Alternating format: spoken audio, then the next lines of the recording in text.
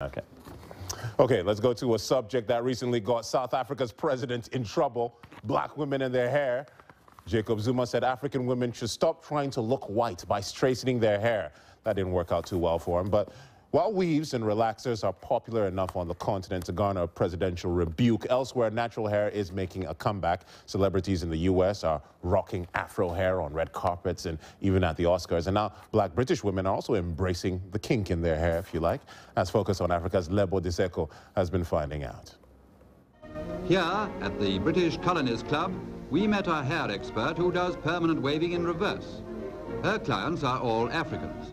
Whether it's hot combing, relaxing or weaving, most black women through the ages have been through it.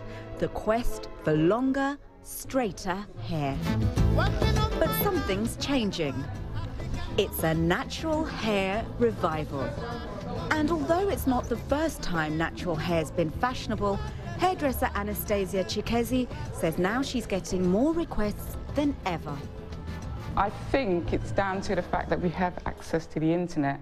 There's information readily available, and as well as that, there's health concerns of a lot of women, and they're attributing it to the use of relaxers on their hair.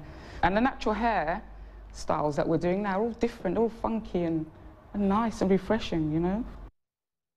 The black hair industry is worth billions across the world.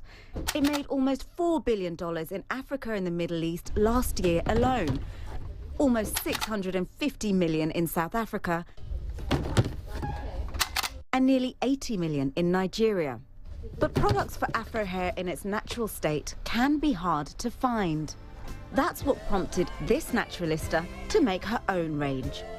So what's the science behind looking after natural hair?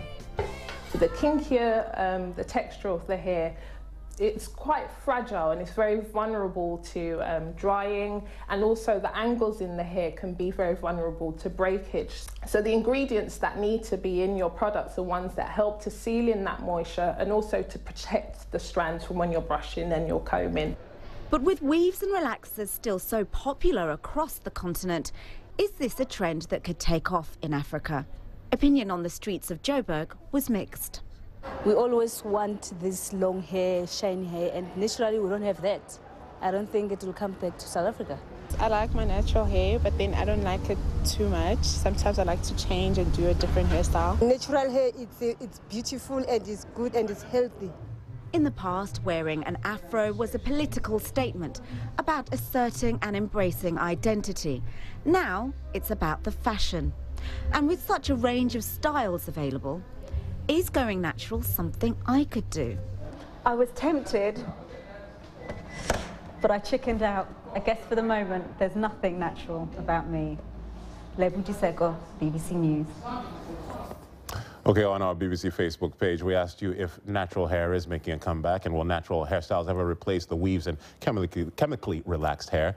Lenganji Sikapize in Zambia thinks African women should know natural hair looks better than the artificial weaves that they put on their heads. Gold Akombi in England says, I'm seeing more women with natural hair. This trend happened about 25 years ago, but it didn't last. Katufiri writes, I don't think many women can revert to natural hairstyles. Most of them are so obsessed with synthetic hair. And Bertha Chipangila says, relaxers damaged my hair, so I'm going natural. I think natural hair brings a sense of individuality and culture. I had a perm once, but I've burned all the pictures so you'll never see them. All right, that's all from Focus on Africa. We're with you tomorrow from the team. Bye-bye.